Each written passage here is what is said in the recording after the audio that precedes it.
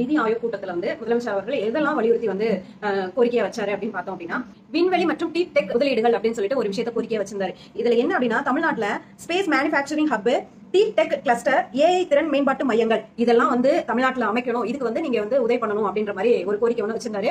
So அந்த விஷயத்தை நம்ம கொஞ்சம் டீப்பா பார்க்கலாம். ஏற்கனவே மே மாசம் 2026 மே மாசம் பாத்தீங்க அப்படின்னா தூத்துக்குடியில ஸ்பேஸ் வெஹிக்கிள்ஸ் கிளஸ்டர் அப்படின்னு சொல்லிட்டு ஒரு தளம் அமைக்கிறதுக்காக பர்மிஷன் கொடுத்திருக்காங்க மத்திய அரசு. அதே மாதிரி குலசேகரப்பட்டினம் அப்படின்ற ஒரு இடத்துல பர்மிஷன் கொடுத்திருக்காங்க. இங்க என்னென்ன பண்ணுவாங்க அப்படின்னா ராக்கெட் தயாரிக்கிறது, அதை சோதனை பண்றது, அதை லான்ச் பண்ணி செக் பண்றது, இந்த மாதிரி விஷயங்களுக்கு எல்லாம் இந்த 2 இடம் சூஸ் பண்ணிருக்காங்க. இப்ப விஜய் அவர்கள் என்ன சொல்றாங்கன்னா இந்த 2 இடத்துக்கும் இத்தனை விஷயங்கள் உள்ள நடக்குது, இதுல உதிரி பாகங்கள் இருக்குல்ல அதெல்லாம் நாங்களே மேனுஃபேக்சரிங் பண்ணி தரோம் அப்படின்ற மாதிரி கேட்டிருக்காரு. ஏற்கனவே எங்களுக்கு அடித்தளம் இருக்கு, நாங்க மேனுஃபேக்சரிங் கம்பெனிஸ் வச்சிருக்கோம். எங்கெல்லாம் அப்படின்னா சென்னை, கோயம்புத்தூர், திருச்சி, ஒசூர் இந்த மாதிரி இடத்துல எல்லாம் எங்கள்கிட்ட இருக்கு.